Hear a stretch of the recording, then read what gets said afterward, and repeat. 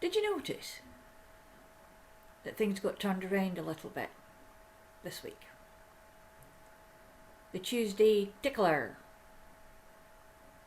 was Tuesday's Thoughts. I wasn't very tickled on Tuesday. My heart just wasn't in it. And actually, you may not have noticed because it wasn't live on Tuesday. I decided to record and only put it onto YouTube. So we've got some content on YouTube that's not available on Facebook, per se, shall we say. This is what happens when your heart's not in it. Castaneda said, choose a path with a heart. For a path with no heart is no path at all. And there's no disgrace or shame in finding that your path has no heart. There's no disgrace and shame in stopping and taking another path. Although we tend to berate people when they do that. And it's very off-putting for children particularly, because as children we have to try things out. We have to, when you were a child, did you want to be an astronaut, a policewoman, a movie star, a cowboy? When you grew up, did you want to be a farmer because you liked the idea of driving a big red tractor? These days kids want to grow up to be influencers. But as we know, not all of them are going to be able to do that. And there may be some of them that will suddenly find that there's something else that actually burns the flame of their passion into a bright, bright plume. A raging forest fire, perhaps. But even that might die down. Pigeonholing people's heartfelt passion can be an interesting thing to do. But I think some of it's got a lot to do with the expectations that we have of each other. Or actually, perhaps, the expectations that we think they should have. Because maybe we didn't get to do what we thought we should or could. The interesting thing about the way that we approach life is that we actually have to have our whole heart in it. Otherwise we're living in shadows. We're living as shadows. We're not fulfilling our potential. We're not gaining the full gamut of wonder and joy and magic and vivacity of life. We're just trundling. We may even not be doing that. We may be couch potatoing. And there's a lot of that going on at the moment, as we know. It's not necessary. There are so many other things that we can do with this that's inside here, which is actually just the full stop of, it's like a microdot. Now there's an idea for you. The brain is a microdot of information. And all that information is stored in this tiny cranium that we have. But what we can do with what that microdot can hold is exponentially wondrous.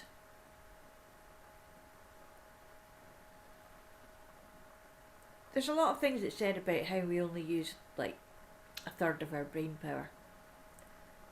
Is that because we don't know it's there, or is it just laziness? Is it just a case of, well, I've got what I want, I'm kind of familiar with where I am, why would I want to go and do anything else? Is it because we think nobody would like us if we were different? Is it because we don't understand that we have an identity and an idea of being true to ourselves? If we don't know who ourselves are, how can we be true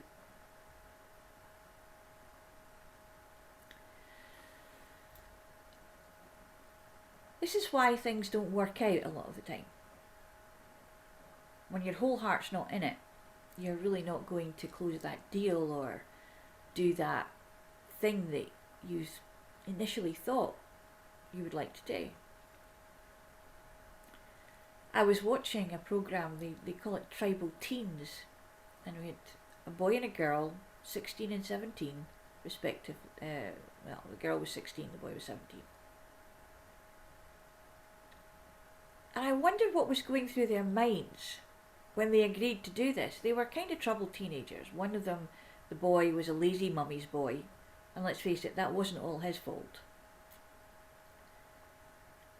And the other was a girl who'd been adopted and was fighting her adoptive family all the way down the line. And to the point where she'd become homeless and was now living in a refuge with other homeless kids. So they ended up going to outer Mongolia to live for a week with a tribe of Kazakhs. Now these are the eagle hunters. And life there is basic. It's even more than basic. It's survival. That's all. From the moment you get up in the morning until the moment you go to bed at sundown, it is scratching for survival in a place that is not hospitable at all.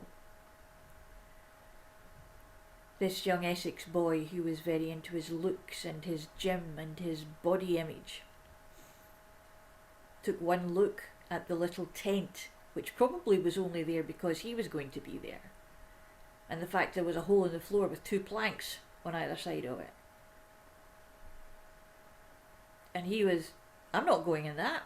So where else are you going to go? You're there for a week. They had to kill an animal and had to be part of that. Had to eat things that they would never have eaten before. And on the first night he refused, which of course was a slap in the face, because these people had made what they would deem as celebratory food, honouring guests, that was only there because these 2 people were coming. And these 2 people were not keen to eat the food that actually would have kept these people going for a week almost.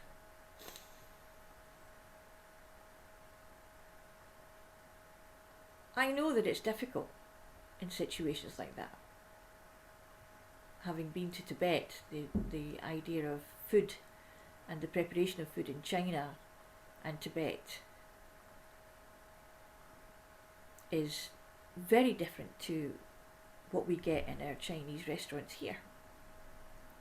They don't take the bones out, they just chop them up in there, which is an interesting experience when you're expecting to go into what is deemed a Tex-Mex restaurant. Yes, they are there. And ask for a chimichanga and end up with a pastry packet full of bones. I'm still not quite sure how they eat that without hurting themselves, but there you go. It was a learning experience, and I learned a lot about how fussy an eater I can be. But that was fine. I chose to go there, and I ate what I could eat. However, I wasn't actually living with one particular family in their space, in their home.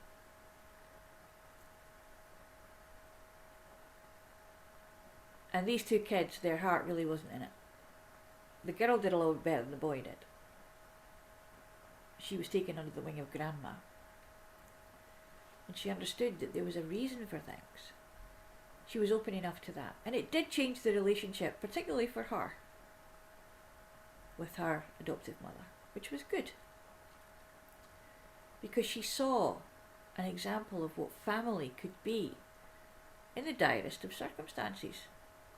as far as making a living, scratching a living from the land, taking sheep to pasture every day, having to kill your food so you know exactly where it comes from. Because one minute it was in the pen and the next minute it's on your plate. Having to go 3 hours ride to collect ice from a frozen river for water twice a week. And having to do that within a certain time frame, otherwise you would actually freeze to death on the way back. That's something that not many of us have ever experienced. And I can understand why their heart wasn't in it, because most of the time their heart was in their throats because they were afraid. But understanding that this is the life of people far across the globe from us is one thing. Understanding that, and here's the tickler, the way we're going, we could be going into the next ice age. We might all have to live like that and scratch a living from cold, frozen ground and ice from frozen rivers. Or we could end up having to grow gills as the water levels rise. It kind of tickles me in a way that's not funny. That because we're sitting in our houses and we've got central heating and we can get in our cars and we can go down to the supermarket and pick up our food, we just don't think about where it comes from or how many carbon footprint miles it's come to get to us, how long it's sat in a chiller. Sometimes apples sit there for a year. When we have orchards of our own, we have beautiful places. We used to be famous in the Clyde Valley for fruit, soft fruits and veg. All we have now are the skeletons of greenhouses going to ruin. There's an argument for actually putting some money in there and making that happen again. Particularly now. But it's got to do with passion. It's got to do with having something that you want to do, that you don't just want to do, you have to do it. It's like oxygen for you. It's the reason to make you get up in the morning. I had that when I was a vet nurse. Really and truly, I lived and breathed, and you can ask any of my friends who will tell you my conversation was only ever veterinary animal based. My patients, my dog, my cats. Which is possibly why it's still peppered there in my communications today. I started off with an act of defiance that came through a passionate no to what was expected of me by my parents, to be a secretary. I suddenly realised I didn't want to be a secretary, and it was the one thing that galvanised me into action in a slightly dangerous situation, because the teacher was not one that you would normally do this with. But it worked out okay.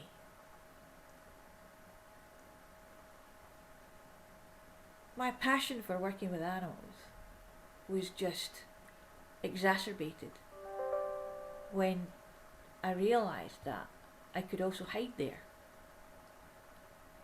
I didn't have to be in the house with my parents. I didn't have to worry about what was going on at school, because I had a job, if I wanted one, where I was. And to be quite frank with you, I would have stayed there if I hadn't been yanked out there by the scruff of the neck. Figuratively speaking, of course. Actually, I wasn't yanked out of the zoo by the scruff of the neck. I was yanked out of the stables by the scruff of the neck. Almost literally.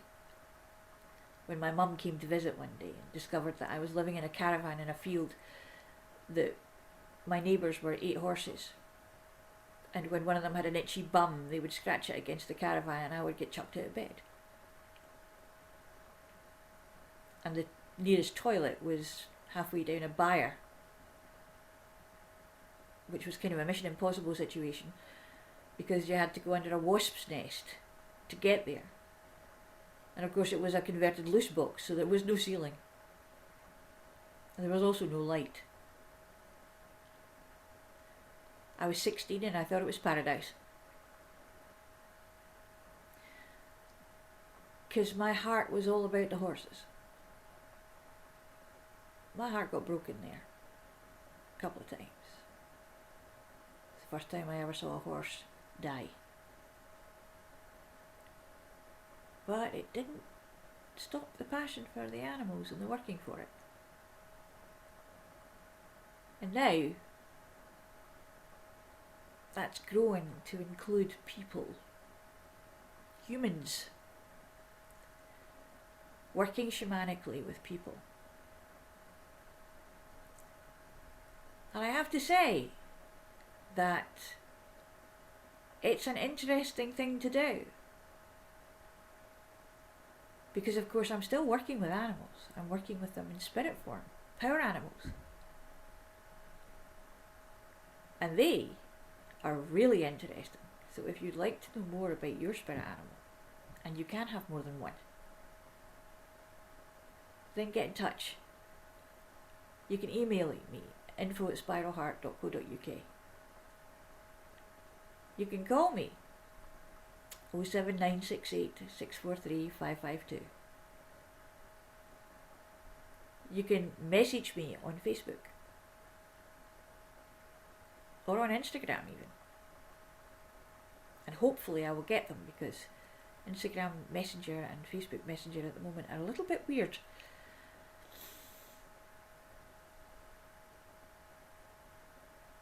But if you'd like to know what your passion is and you're not sure, and that's an interesting situation to be in, then perhaps you need some help in getting there. And learning to journey and connecting with your spirit animals and or plants can help you with many, many things in life. Something to think about. Is it tickling your curiosity? There will be an event soon. The Path with the Heart. All about it. Information will be on the page. I'll see you tomorrow.